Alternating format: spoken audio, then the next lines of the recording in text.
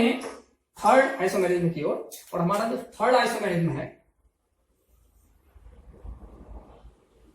वो कहलाता है लिंकेज आइसोमेरिज्म।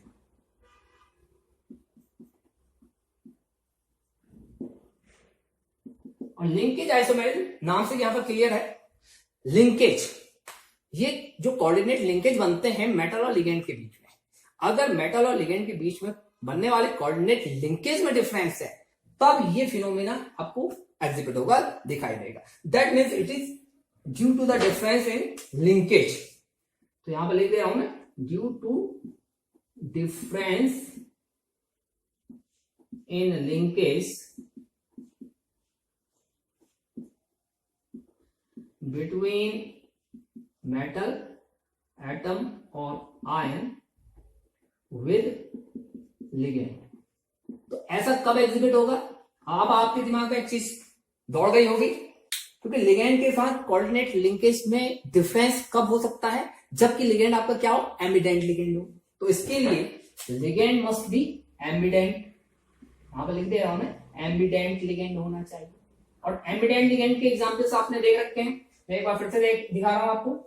Cn नेगेटिव है, इसमें C के थ्रू भी कोऑर्डिनेट लिंकेज बन सकता है और आपका N के थ्रू भी बन सकता है। तो डिफरेंस हो सकता है लिंकेज में, और ये डिफरेंस जब लिंकेज में होगा तो आपको कौन सी आइसोमेरिज्म एग्जिबिट होगी? Linkage isomerism. इसी प्रकार हो सकता है NO2 में नाइट्रोजन के द्वारा लिंकेज हो रहा हो या फिर ऑक्सीजन के थ्रू लिंकेज हो रहा हो। तो इन दोनों ही केसेस में आप देख रहे हैं लिंकेज में क्या हो रहा है? डिफरेंस हो रहा है। तो इस लिंकेज डिफरेंस के कारण जो आइसोमेरिज्म आपको एग्जिबिट होगी उसी को हम क्या बोलेंगे? Linkage isomerism. इसे भी एक एग्जांपल के थ्रू हम क्लियरली समझ लेते हैं।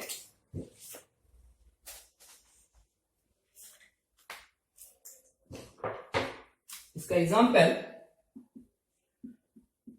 सपोज कीजिए आपके पास एक कंपाउंड है, coordination compound,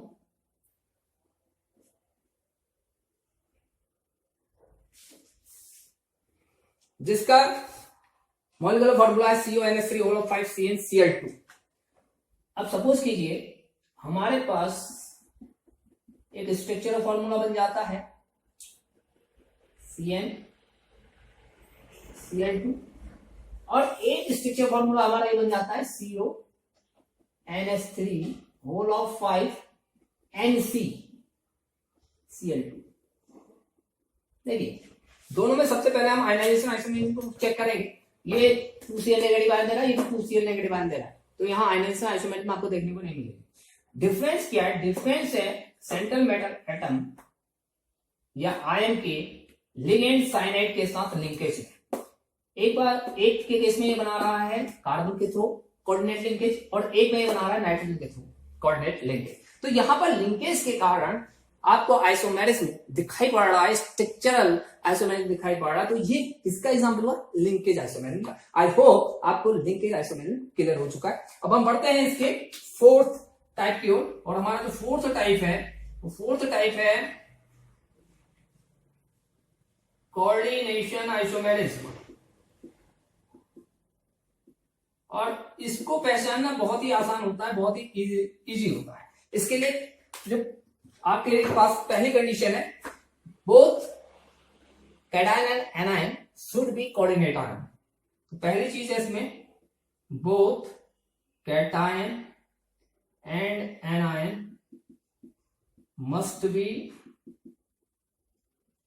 coordinate ion.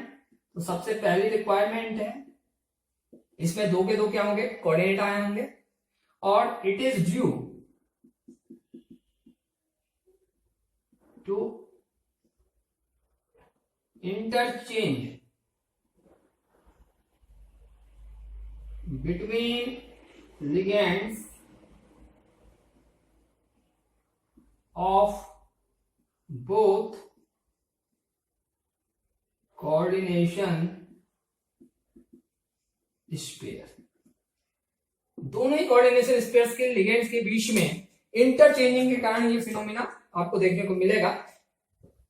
For example अगर मैं दिखाऊं, ये है एम एल एन, हमारे पास एक कोऑर्डिनेशन एंटिटी, इसके पास एन प्लस चार्ज है, और दूसरा हमारे पास M dash L one N, हमारे पास दूसरा लिगेंड है, और यहां पर ये एन माइनस चार्ज कैरी कर रहा है। तो मैं कह रहा हूं कि लिगेंड के बीच में इंटरचेंज हो, यानी कि ये वाला लिगेंड यहां चला जाए और ये वाला लिगेंड यहां आ जाए। तो इस प्रकार इनके लिगेंड के ट्रांसफर के कारण जो आपको आइसोमेरिज्म देखने को मिलेगा उसी को हम क्या कहेंगे, कोऑर्डिनेशन आइसोमेरिज्म कहेंगे। इसको अब हम एक एग्जांपल के थ्रू समझते हैं। तो स्पेस यहां नहीं है तो मैं यहां इसका एग्जांपल लेकर के चल रहा हूं। एग्जांपल, ये एग्जांपल हम ले रहे हैं कोऑर्डिनेशन आइसोमेरिज्म के।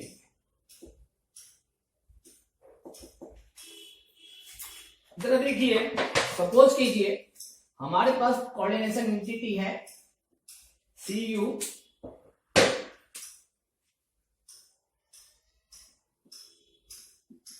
NH3 होल ऑफ 4 और यहां है PtCl4।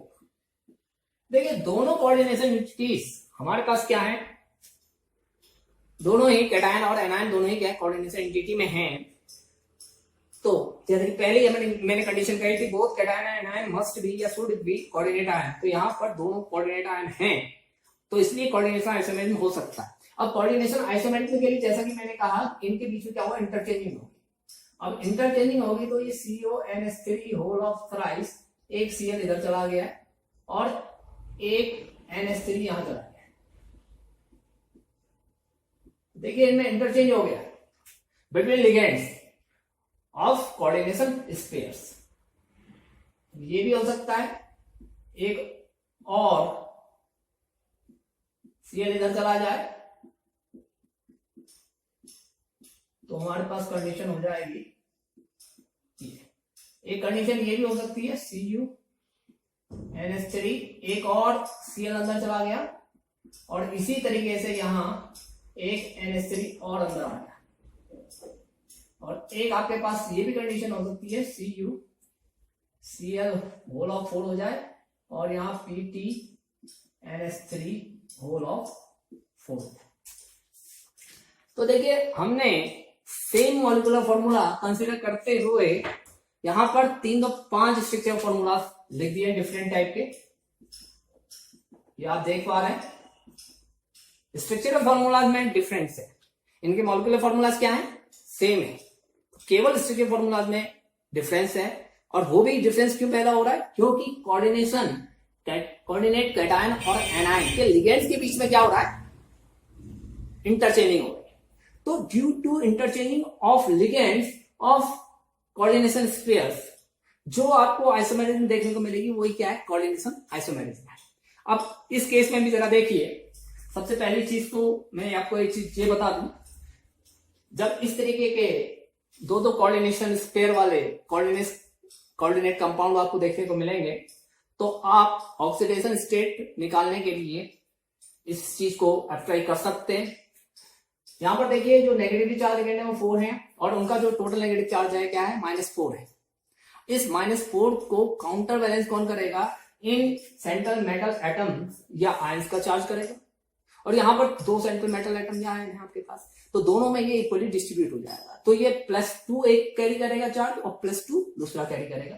तो यहां पर मैं लिख दे रहा हूं Cu इज इन +2 स्टेट और Pt is also in +2 state.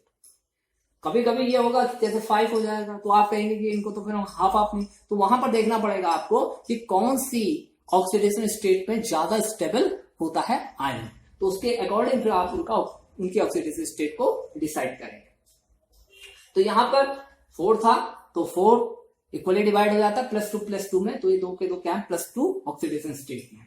अब जरा देखिए, in case of CuNH3 whole of twice Cl2, Cu का +2 चार्ज Cl2 के -2 चार्ज के द्वारा न्यूट्रलाइज हो जाएगा, तो इस पर कोई चार्ज नहीं है।